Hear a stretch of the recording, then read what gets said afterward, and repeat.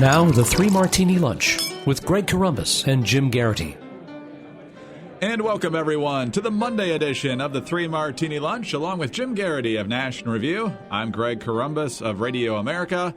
Bad, good, and crazy martinis today. Shuffling up the order a little bit. Jim, I remember one of our good martinis on Friday following the debate was there was this huge audience, and the American people got to hear clearly articulated conservative ideas. Well, that's pretty much been scrubbed out of the picture over the last 48 to 72 hours.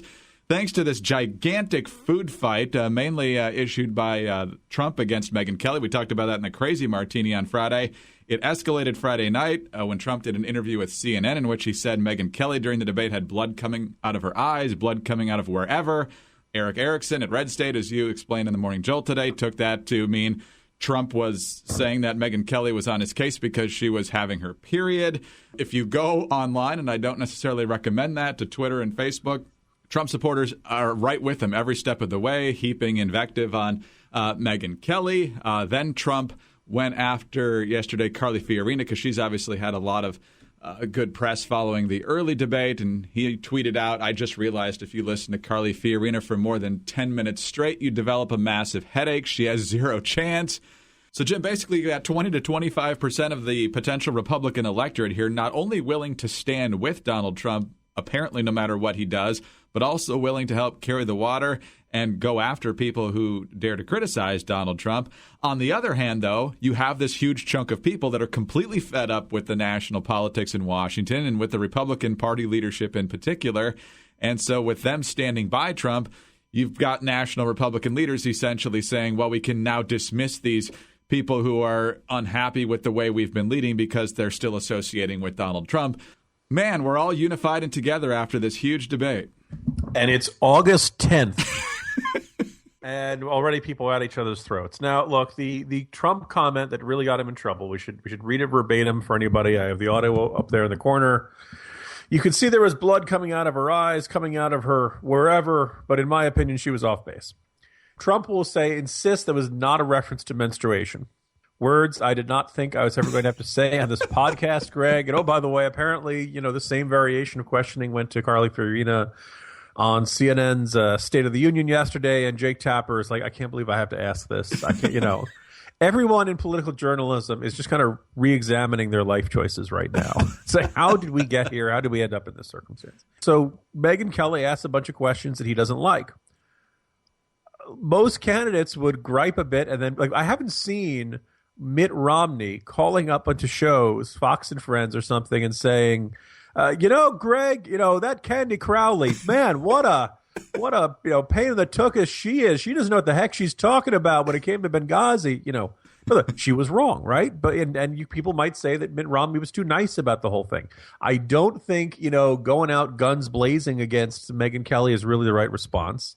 And Trump did retweet a message calling her a bimbo on Friday morning. And he's just, dwelling on this. Roger Stone, one of his longtime friends and associates, has kind of walked and said, that's it, I'm out. I can't, he wants this campaign to be about Trump's vision for the future. And he says the candidate keeps getting bogged down in these, back and forth little fights with members of the media.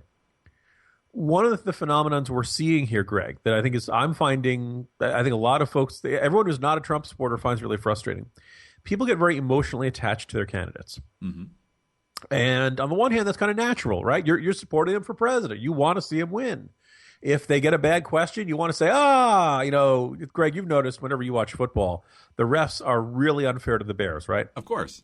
And they, for me, every time against the Jets, we never get any of the close calls. Some of this is kind of natural and inherent, but what you're describing is this phenomenon that if Megyn Kelly, who no one had any problem with the day before, asks a question that Trump doesn't like, all of a sudden she's the enemy. Trump goes on and on about how, Eric Erickson was this loser. He's a total loser, in fact. And he, this no-name gathering. It was a very, well, if it was such a no-name gathering, he's such a total loser. Why did you accept the invitation in the first place? It's the ultimate expression of sour grapes here. And now at one point, Trump's lawyer apparently was saying he thinks Fox News is out to sink the Trump candidacy. The Trump candidacy that is making phenomenal ratings for Fox News. So, at some point, you're arguing against interest here. So It's frustrating because it looks like the 20-some% of the Republican primary voters who really like Donald Trump will not be shaken out of it by anything he does. And that's an unnerving set of circumstances because they're attaching themselves to him. You're not supposed to be like this as a voter. I was just having this conversation with somebody yesterday, and I know you asked me a question, and now it's turned into a rant. If somebody asked me about Bob McDonnell today, I don't get in their face. Bob McDonnell's a great man, okay? He was the best governor Virginia ever had. If you don't like Bob McDonnell because of these so-called taking gifts from people he wasn't supposed to and not disclosing it, and the Rolex and the Lamborghini, you're a loser. You change your opinion on things based on new information, right? There was a whole bunch of stuff we didn't know about Bob McDonnell that changed my mind on the guy. I don't like the guy anymore. I think he showed a terrible judgment. I think he really disappointed and betrayed everybody who believed in him. But instead, we got, the Trump folks are like, no, our guy is right, and anybody who speaks against him is wrong. Even somebody who the day before they would have said, Eric Erickson's fine or Megyn Kelly's fine. Let's assume he somehow doesn't win the nomination. You still have this huge chunk of the GOP electorate who, even if he doesn't do the third-party run, is going to be very disaffected. How do you get him back? I actually am starting to wonder, and this is a section of the Morning Jolt today. Yeah. There's a group of voters that kind of gets labeled the Middle American Radicals. Some of them kind of qualified as what we used to call Reagan Democrats. Some of them were Perot supporters. Lee Iacocca had a boomlet for him running in the late 80s. These are people who are very frustrated with politics as is. They're very frustrated with their leadership. There's this sense that they've been somehow unfairly wronged, that society has forgotten them. And some of this might have fueled a little bit of the Tea Parties, but they're not really conservatives. They're not full spectrum across the board conservatives. And they come out for a couple of years and then they fade back again. They begin grumbling about something else. And I don't think I don't think Trump's base is traditional Republican voters, consistent Republican voters, any of that. There's kind of this angry, only periodically active smattering of voters that I don't think you can build a consistent movement on because, at least so far, they have refused to be persistently active in politics. They're very intermittent. They lose interest within 6 months to a year. Now, would it be great to have them as part of the Republican Party and part of the GOP base? Sure. But I kind of have a feeling this is not a group that it wants to engage in regular political activism, and in fact kind of rejects the entire rule. Just as they reject the rules of decorum, Greg, I think they reject the rules of traditional political participation, finding it ineffective and it's all controlled by the lobbyists anyway, et cetera, et cetera. I'm not sure the Trump base is that winnable for the GOP without completely remaking itself in the image of Donald Trump. I'm sure you've seen this on your followers as well. Some pretty surprising people on there. I'm not going to list any of them, but people that you thought were pretty rock-solid conservatives still very much in favor of Donald Trump. And there are certainly others, as you mentioned, that are perhaps coming from a different perspective. But interesting bedfellows at this point. So we'll see how it plays out. People who will dismiss Christie for the hug of Obama or Rubio for Gang of Eight. Or here's the thing. Maybe these, those are all perfectly good criteria to say, no, I can't vote for that guy. Mm-hmm. But, Trump saying I'm pro-choice or we need universal health coverage or donating tons to the Clinton Foundation and Democrats over the years, none of those things. No, that's all excusable. As Jonah had put it when he talked about how much influence he had, according to Trump's own account, he paid to have Hillary Clinton come to his wedding. Why? I don't get the usefulness of that, but why would you forgive one guy's wrongdoing and not the other? We'll get back to the Clintons in a little bit, but on to the good martini now, our second martini. And the good news is that the Democratic Party seems to be just as dysfunctional as the Republican Party, because the big story in the Democratic campaign over the weekend is that Bernie Sanders, who's been attracting these massive crowds, was out in Seattle getting ready to address another massive crowd when suddenly the event was hijacked by the hashtag Black Lives Matter movement.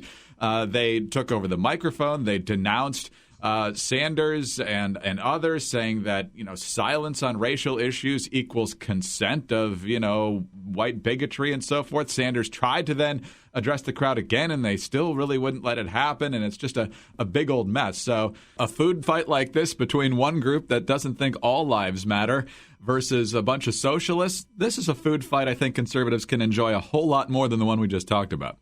You watch the video, and there's two fascinating things about it. One is here's an event with seemingly no capacity to keep someone from getting up on stage and just grabbing the mic and doing what they want.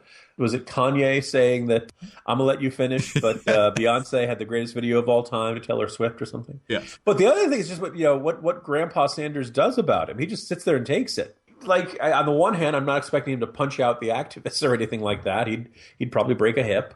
But just this strange acquiescence to it, and it goes on, and eventually he kind of shuffles off the stage. I feel kind of sorry for him that basically here he is trying to, look, he's brought in this huge crowd.